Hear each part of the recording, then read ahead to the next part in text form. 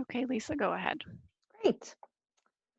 Good afternoon, everyone. I am Lisa Raposo, and I'm here to welcome you to the SUNY Student Success Center Network webinar series. We'll hope you join us for the remaining 2 webinars that we have coming up. The next one is going to be on June 5th, and that's going to focus on EOP.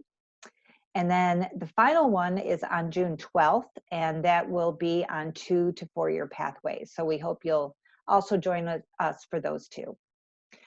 Before we get started, I'd like to share a few highlights on the Community of Practice. SUNY's Performance Improvement Fund established communities of practice to serve as the collaborative model across SUNY to establish common goals and share best practices and work towards collective outcomes. The SUNY Student Success Center Network has funded 64 projects, and they are grouped into 13 subcommittees, including the course scheduling analytics, which you'll hear about shortly. The goals of our COP include that SUNY will be recognized as a national leader in the implementation of scalable, high-impact coaching and student support models to ensure student success. They will include the average time to degrees across the system will actually be reduced and the number of completions will be increased. And the third goal is that SUNY campuses will have access to leading platforms and technologies that make up the core infrastructure necessary for students to thrive through all of their interactions with SUNY. I'd like to introduce our presenters for today's webinar. I'd like to introduce you to Kelsey Bright, who is the assistant to the provost and VP at Monroe Community College. Along with her, we have David Phillips, who's an assistant academic advisor at SUNY Fredonia. And they will share more with us about their student success project. So I'll turn things over to them. Thank you. Hello, everybody. Just going through once again what was just spoken about, the SUNY Student Success Center Network, COP, the 64 projects grouped into 13 subcommittees. They're all there. We are the 4th one down on the left-hand side, the course scheduling analytics. And also, this is what also was talked about, some of the goals of the COP, as you all know, but once again, is for SUNY to be recognized as a national leader in the implementation of scalable high-impact coaching and student support models to ensure student success. Average time to degree across the system will be reduced and the number of completions will be increased. And also, SUNY campuses will have access to leading platforms and technologies that make up the core infrastructure necessary for students to thrive through all of their interactions with SUNY. As I mentioned before, ours is the course scheduling analytics, and just to provide you with a little agenda of what you'll see, here it is. I'll go through it in brief, but beforehand, probably, I need to give a heads up, probably a SUNY first. I have, you may hear in the background, a brand new 10-week-old puppy. So she is currently with my fiance, but if you all of a sudden hear someone yelling, no, no, no, no in the background, I'm not being heckled. It just happens to be, she likes to chew on many things while teething. So that may be a SUNY first, but I just wanted to throw that out there because I can't guarantee anything when it comes to the puppy. But anyways, we're gonna start with the project goals so you'll all know what's happening. Go into the overview. And then the crux of our conversation is really going to be in the next 2 main bullet points, or 4 if you want to count the sub-bullet points as well, is we're going to go more in depth and have the voices from SUNY Adirondack. Diane will be speaking about their campus impact highlights. And then Jim from Mohawk Valley Community College will talk more in depth about his as well. So you'll get a very good understanding of this community of practice grant. Ad Astra, which is the company and software company that we've been working with, and see exactly what they do. And then Kelsey and I, Kelsey from Monroe and me from Fredonia, we'll be talking about a little bit more of a brief synopsis of the campus organizational learning highlights, what we learned as an organization, as a campus, what administration learned, so forth and so on. Next steps going forward with what we learned, also talking about how this is helpful during this period of time, the COVID-19 time, and then obviously any questions you have, we'll leave to the end. However, as I always say in any presentation I ever give, If something's there, please ask it. Type it in the question chat box, because I always say I'd rather I forget where I am in my presentation than you forget what question you have. But so to begin, the project goals. So the purpose of the project is to increase the efficiency of course scheduling, decrease instructional costs, and increase student completion at SUNY institutions. So on the left-hand side, the first box is really our main broad-based goals, right? We want to increase the efficiency of course scheduling. We want to offer courses students need. We don't want to have too many sections. If you have too many sections, your instructional costs go up. So we want to make everything more efficient. It's all around this efficiency of course scheduling. When you have the courses students need, they can get in those courses. If there's open seats, they can get in those courses. They have more mobility to take what they need to check off every little piece on their degree works, which also helps to their progress to completion and progress to degree as well. Especially if students are going to switch a major. A lot of this comes into play. Brand new students, this is all part of it too. We want to ensure that we have the best offerings for incoming students to allow them to have the best chances of success. Other goals, which were positive consequences, this is kind of a summation of some things we found, but we'll get back to it, is when students are able to get in the courses they want and need, there's an increase of their satisfaction, and they get to see the progress actually happening in real time instead of having to hit a panic mode of, oh no, I need a foreign language, all the seats are full. And then also there's another positive consequence is an improved campus culture and communication from top to bottom. So an overview of how we reach these goals, or how we try to attain these goals, happens in two phases. Phase one is on the left, phase two is on the right. Basically, in phase one, Ad Astra, the company organization that we've been working with, does a historical analysis. They take an institution's 5 years of scheduling data from every campus that was in this grant, and I'll show you those campuses later.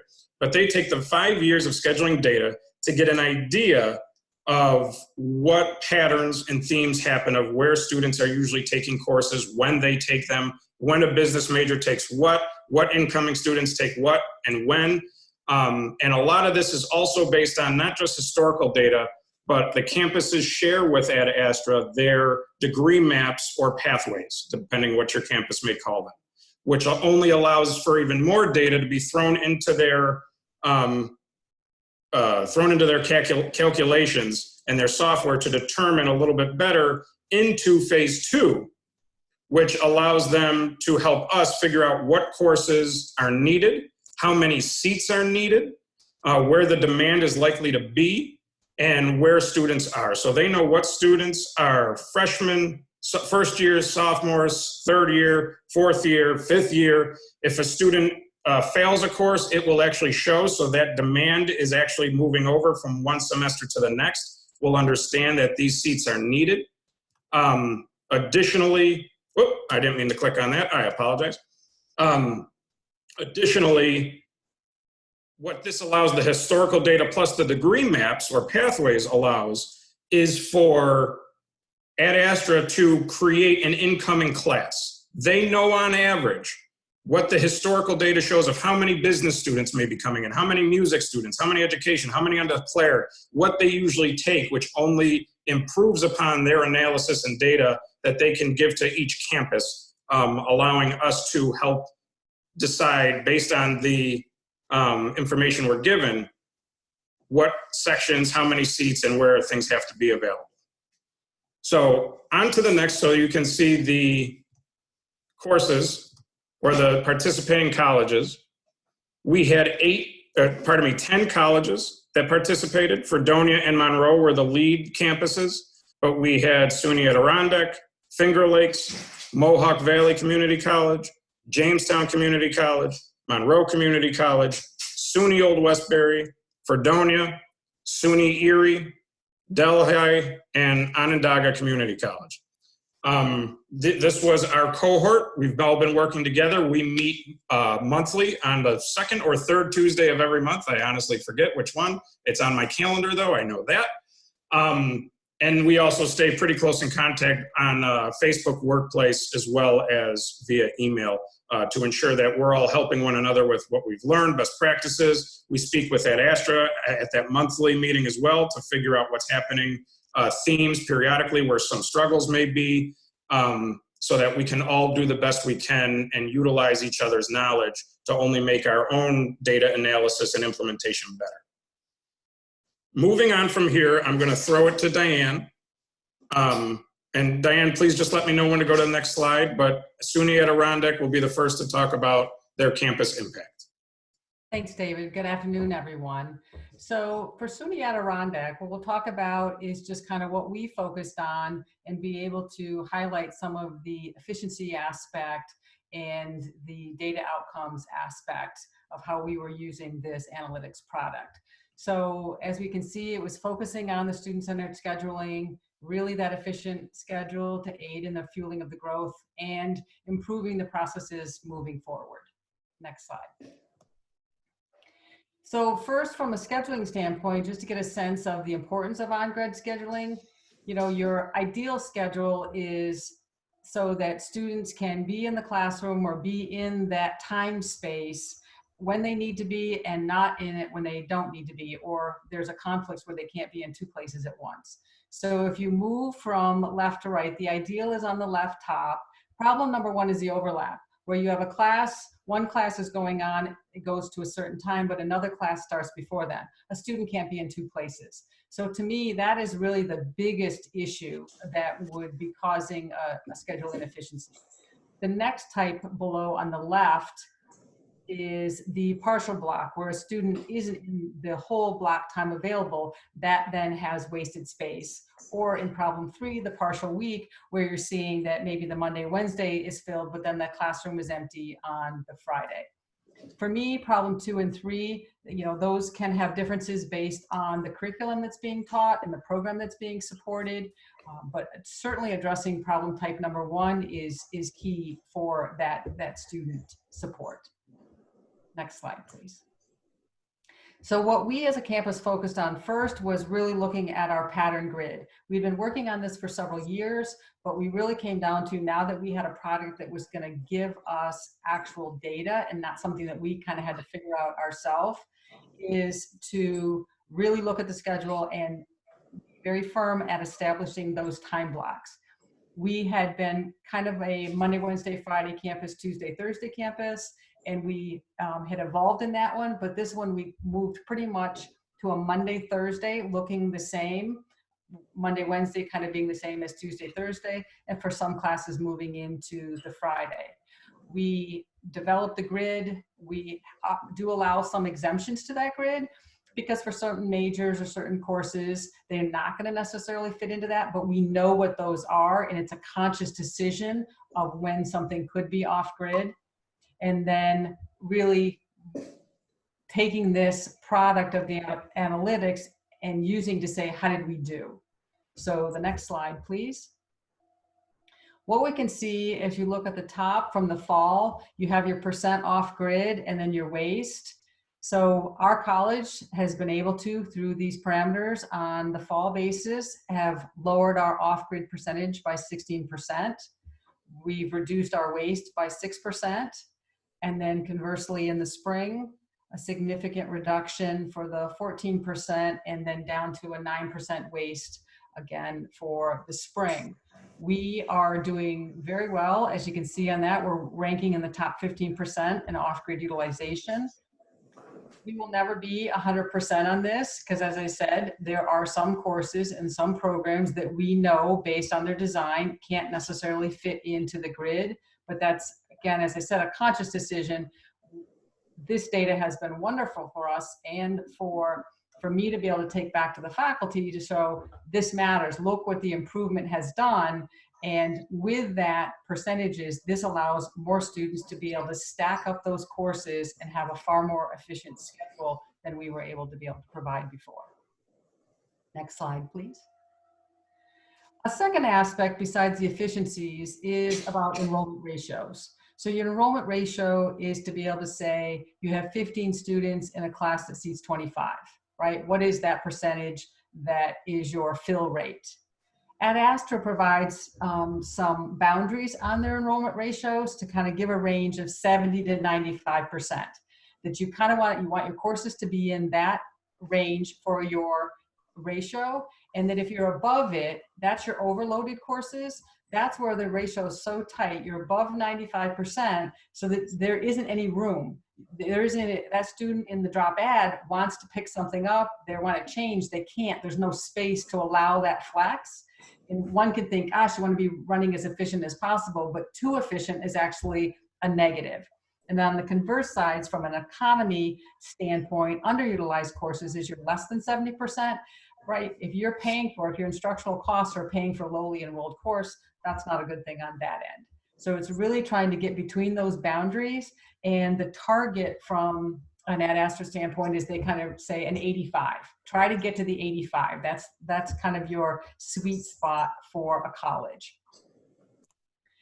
So now you have these tools, right? We give this data. In my process at the college, as I'm responsible now for managing the schedule, what I've been able to do is have a report, and there are 10 academic divisions, and I meet with each division chair, and I first show what are the metrics for the campus as a whole, and then for your specific division.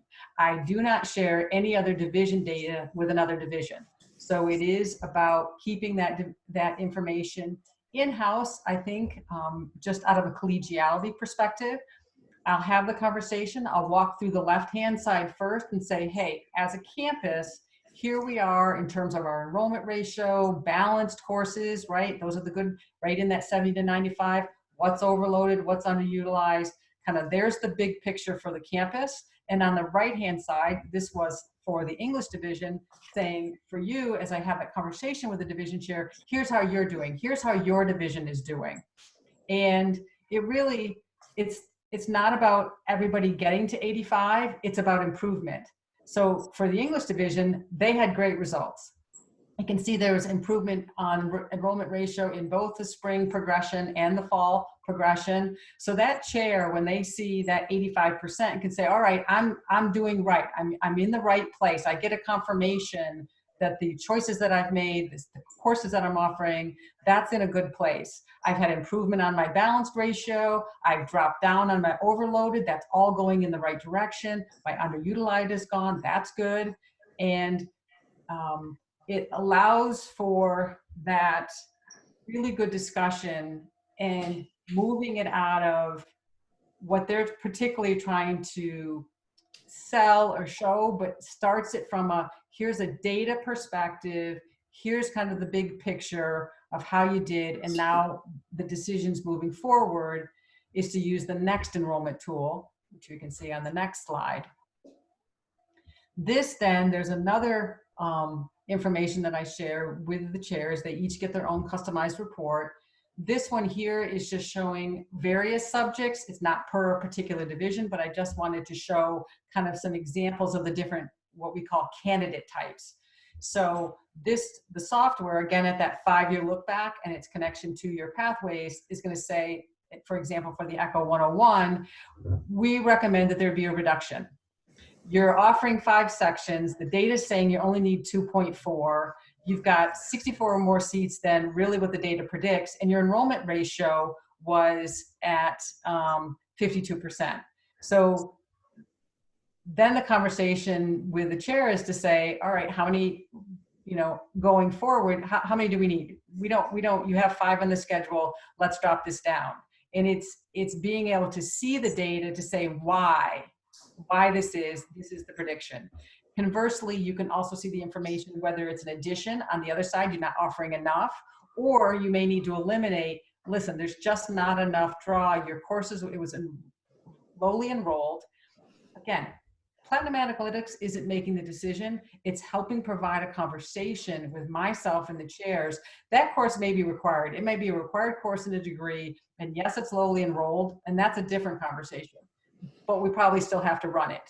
right? There will be other decisions that the software isn't going to be able to take into account that other factors need to come into play for that. And then for me, overall, on the project benefits, it's data informed. The software is not making the decision, the college is making the decision. I'm having a conversation with the division chair because there's also the human factors. There may be faculty that have young kids that they need to get the kids on the bus. We can't have a course at that time.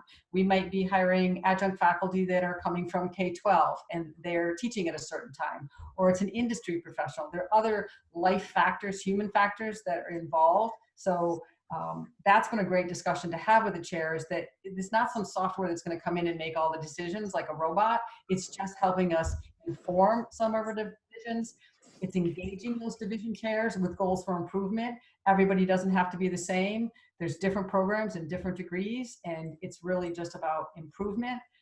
And for me, having been a division chair prior to moving into administration, that it's a level playing field, because as I kind of nicely say, a lot of times when you were developing the schedule, without something like this, it becomes what I call the begathon, is that you kind of come in and try to do your pitch, create your story about why you have to have these courses, and it removes that aspect out, and it just lets the conversation to be, hey, this is where you were at, this is where we need to go, what do you how it works at our campus is that the division chair brings in a draft schedule to the meeting, and then it kind of bumps it again.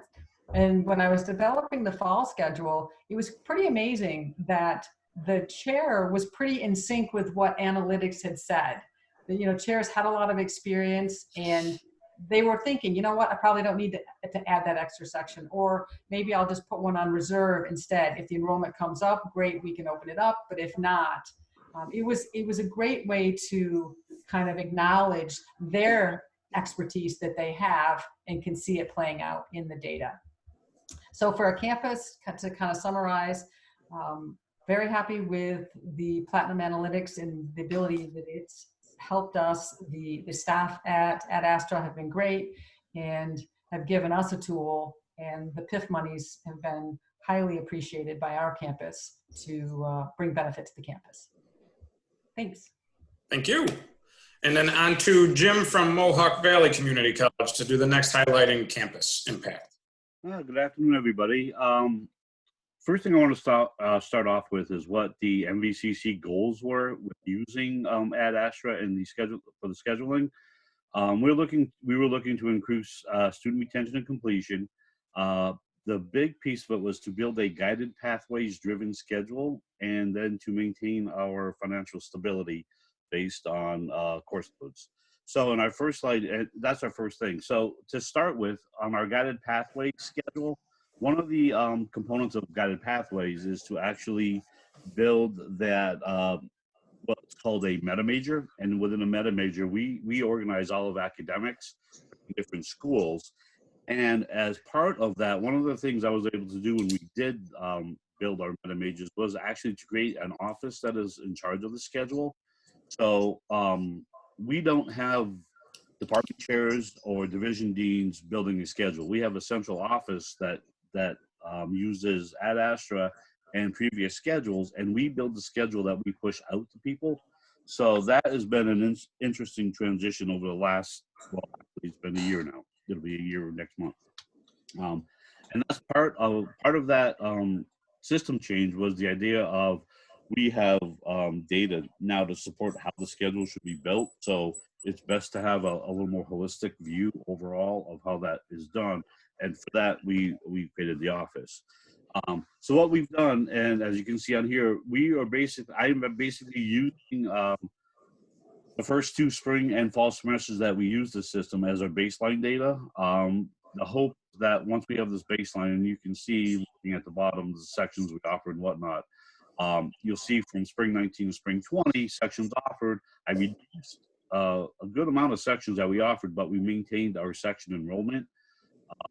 But again, that's baseline. So now I have 2-year baseline data that I can create the average to move forward and understand if we're improving or not. One of the things that we did find in this is the underutilized ratio. We found out that we had That numbers kind of concerned me, so I dug a little deeper into it. And we found that we had a lot of single running courses that we offered maybe every semester that we should only be offering in the fall or in the spring semester. And what's nice about this data, it gives us that quick insight to do that little deeper dig to find out what's going on. Actually, one of the things that we actually did in one of our programs is we had a Chem Tech program, and this discovery made me look at the program and realize there is specialty courses offered in the chemistry area that only needed for that program. We needed to run them at 4 or 5 students to get students to complete, but at the same time, in doing so, is highly inefficient. And we only had 3 to 4 students in the program at best. And then we found when they transfer, it was an AAS degree that they actually transferred to 4-year college, and they were better suited in another one of our programs. So as a result of that chain reaction, we actually are shutting down our Chem Tech program because we find that the program isn't really a necessary program. What that means is I have 3 faculty teaching our chemistry program. One is retiring, and based on that program going away, there's not necessarily a need for that third to replace that third retiring program. So I'm saving in staffing costs because of that. So that analytics is really building to our efficiencies in that way. Next slide, please. So some of the things that, one of the things we looked at was our addition and reduction of elimination courses, much like Diane spoke about.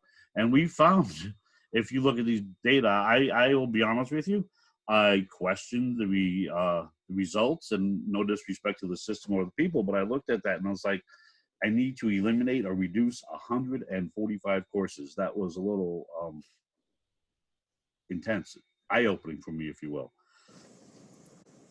So when we did this, we decided to look at all the courses, try to get an understanding, and decided to take about half of those and reduce it by about half based on what we felt was the best way to do that.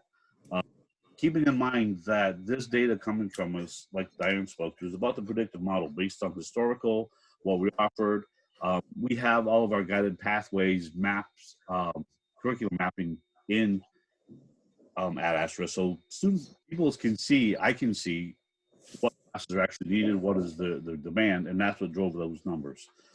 So it was interesting to see, and as you can see, I reduced about 50% of those. Next slide, please. So some of the impact that we had, there's 2 pieces of the impact we're looking at. Again, we see the total sections canceled during the spring 2020 registration.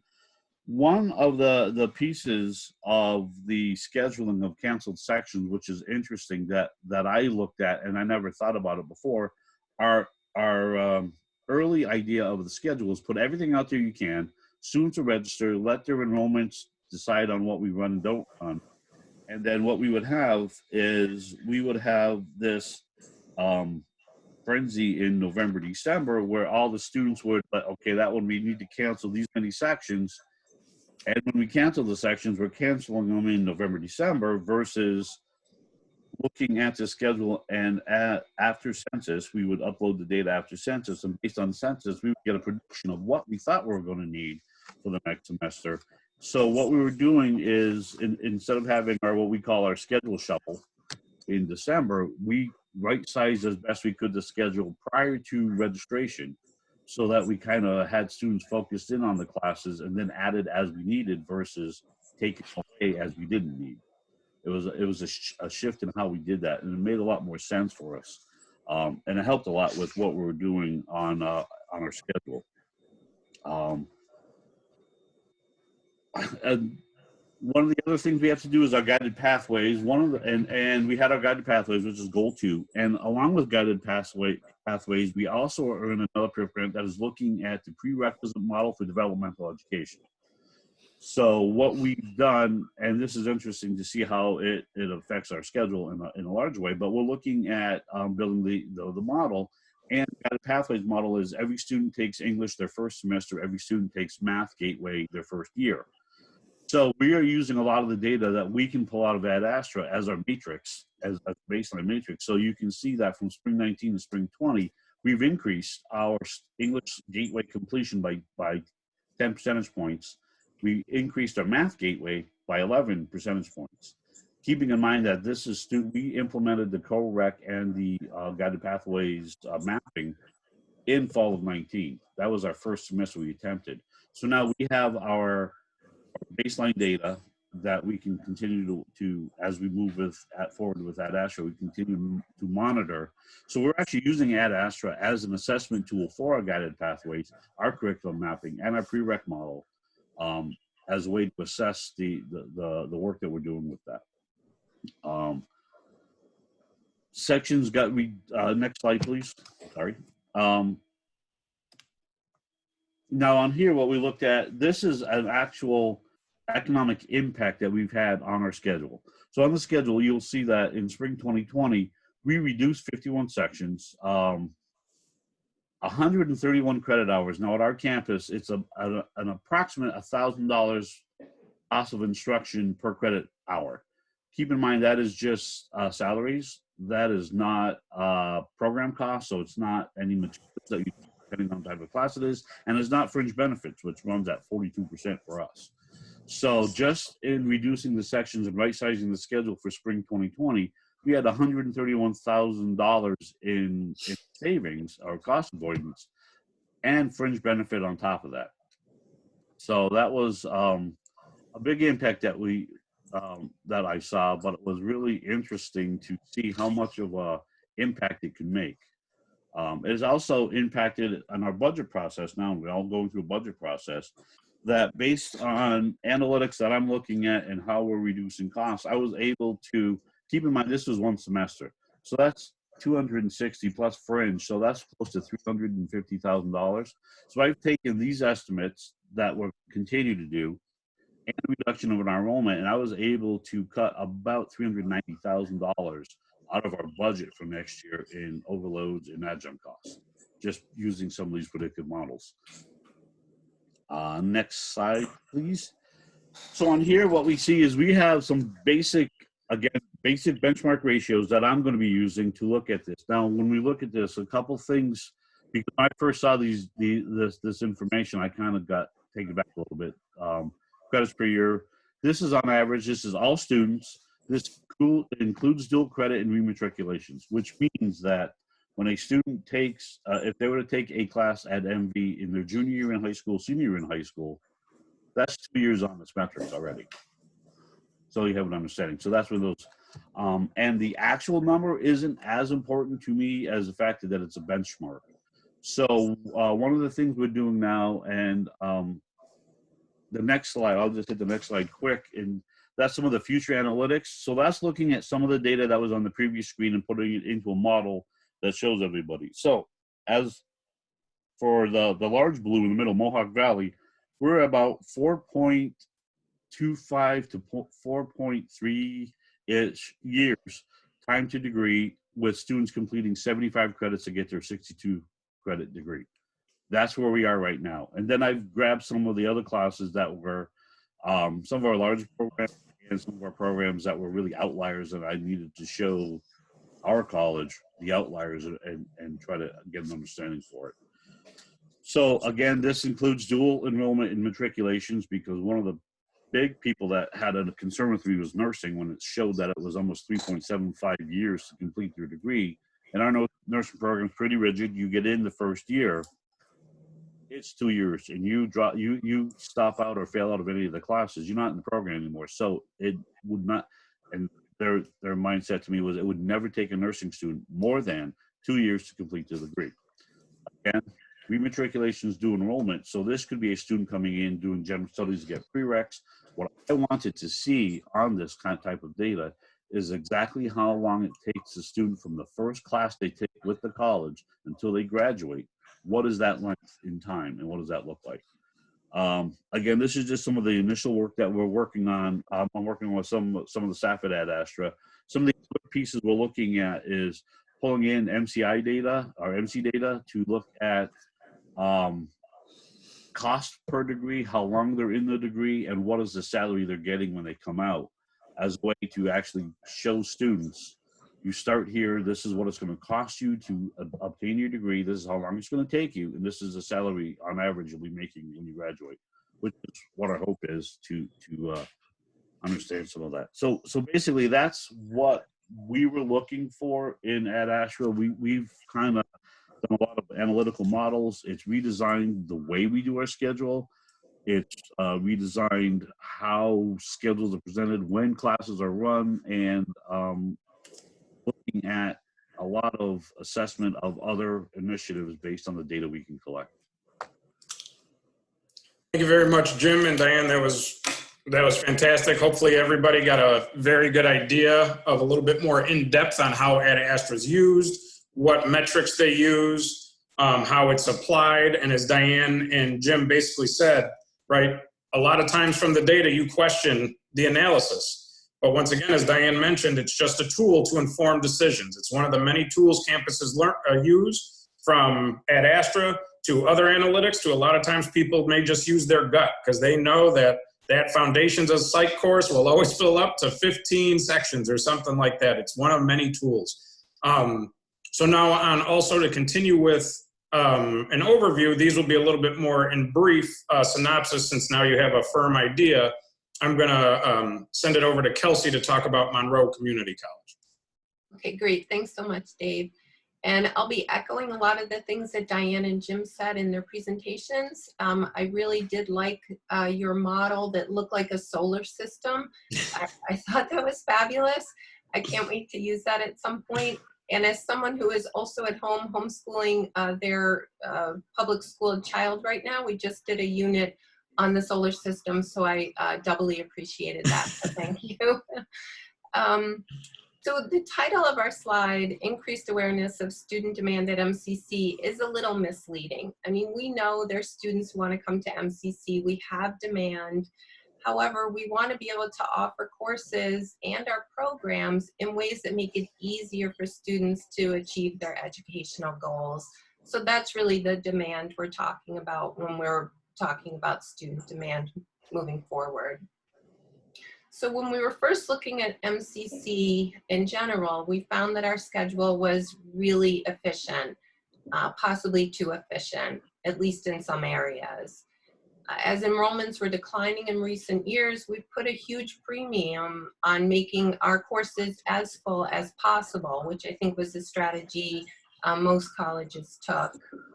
Our overall ratio hovered around 85%, with many of our courses filling at 100 or even higher. As Diane mentioned, this sounds great in theory, but after looking at the Platinum data in more detail, we really saw that some student demand was being overlooked. And it was especially problematic, as both Jim and Diane mentioned, in gateway courses, which of course pretty much all of our matriculated students need to take. So drilling down on our Platinum data, we actually saw some gen ed categories that were really too full. Natural sciences, communication, Western Civ.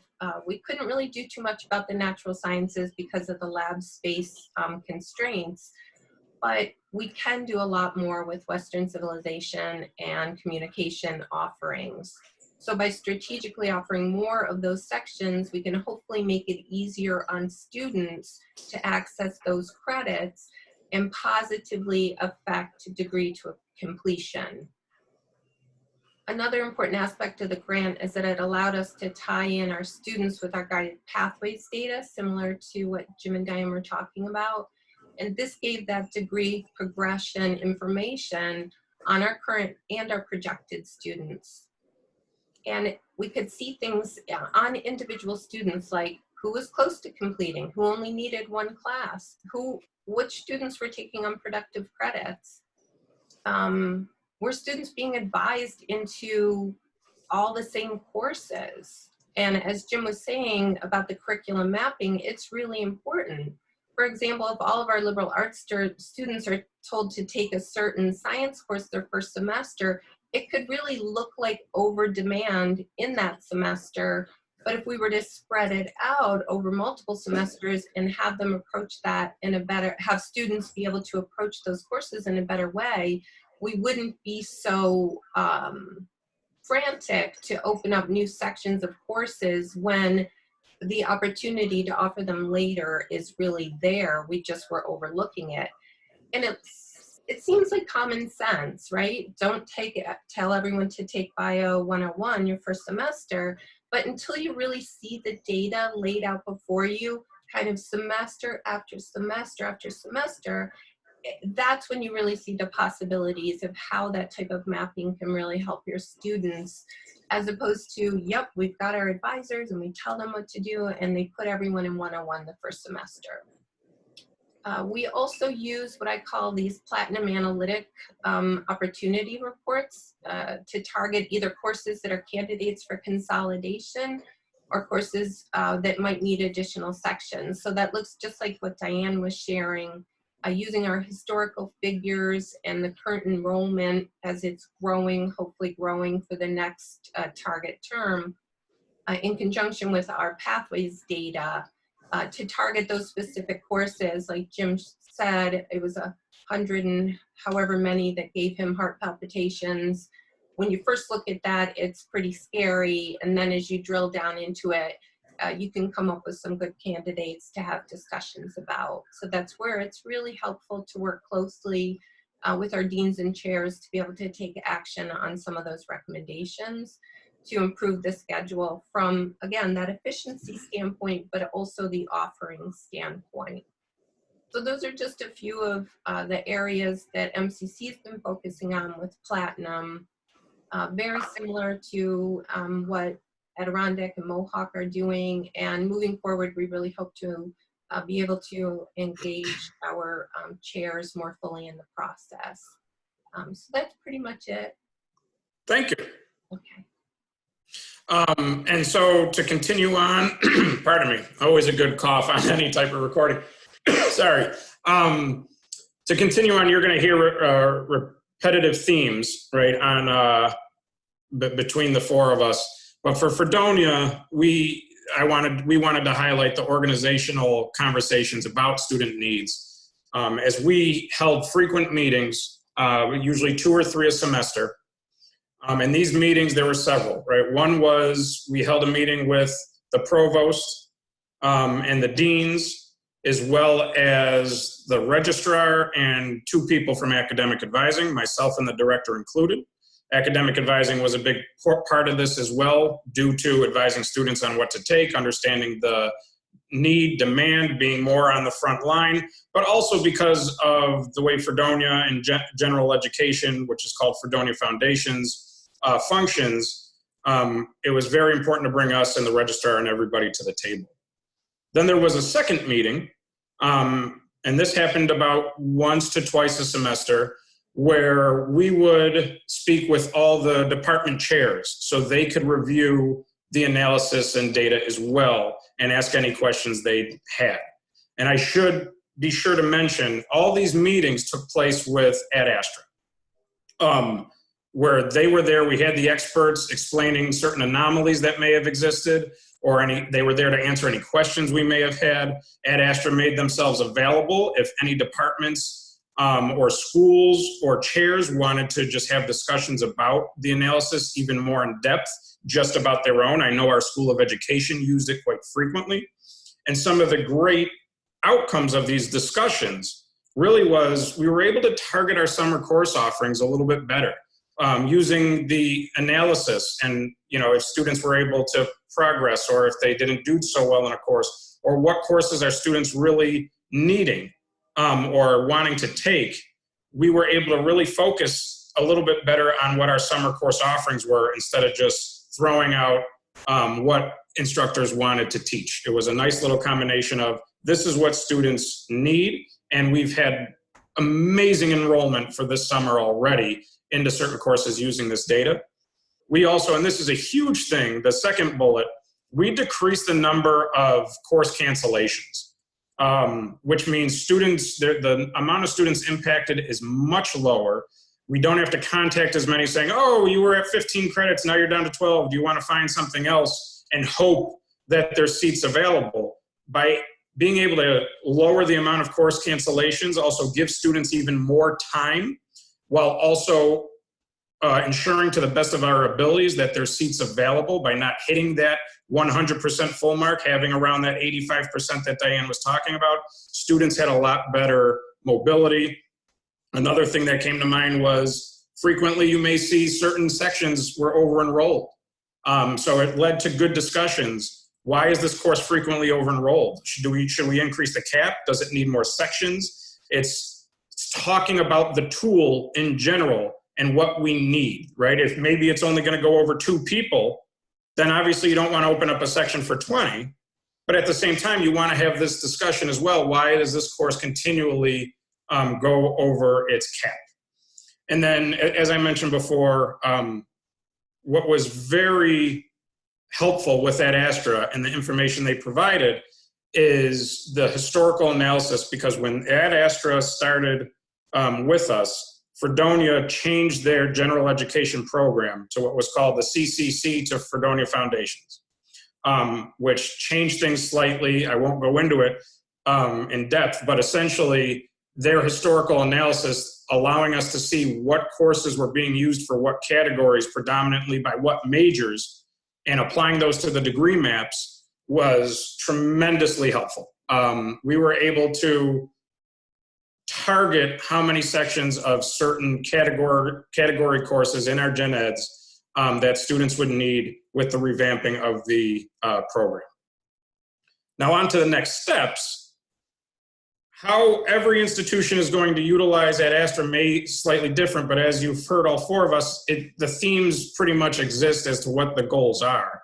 But what's going on now with the COVID response, a lot of schools up in the air, not knowing what's happening, people taking cues from maybe California, Texas, the CDC coming out with brand new recommendations of low risk to high risk of what colleges will do. It may change the modeling and schedule impact, and this is something we are working in conjunction with Ad Astra on to try to figure out so we can move as quickly as possible to make any changes that are necessary. We continue to focus on guided pathways alignment. The more our pathways are up to date and aligned with courses and the catalog, the better the data is. We want to increase the adoption and use of all the analysis that we have and ensure that it's student-centered scheduling. That's something that, once again, this is all continuations of what we've been doing, but getting even better at it. And to be honest, we couldn't have done it without Ad Astra, without this grant. It's been fantastic. I think everybody's been very positive and receptive to it. We truly enjoy it. And even the conversations, as I was talking about in Fredonia, as Kelsey was talking about at Monroe, and even what Diane and Jim were talking about, the conversations that come out of it are incredibly positive for the students, for when courses are offered. For example, are all other world civilization courses, are they happen to all be offered on Tuesdays, Thursdays? This happened to shine a light on that. And then last but not least, one of the next steps is to continue to monitor and improve upon the course scheduling metrics to try to become even more and more efficient in what we're offering. These are our contacts. This is everybody that you would have seen or has been working closely on this presentation. It's in alphabetical order because I like to do things the way Saturday Night Live does it. You just do things in alphabetical order. But I know this will be there. I just leave it up for a moment in case someone wanted to take a snapshot, but obviously you can find us all. And to leave some time for questions, now is a great time for it, but I will also put up this.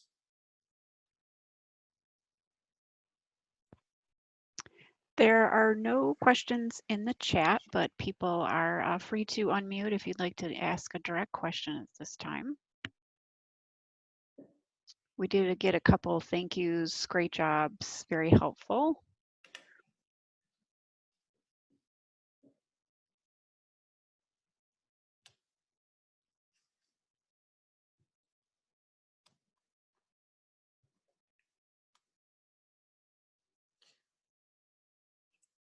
So we're all here. If there's no questions, if you want to talk about it, you know, at your campus, or if you have any questions, or even want to get in touch with, pardon me, Ad Astra, I'm more than welcome to play the mediator and get you in touch with who our contact has been.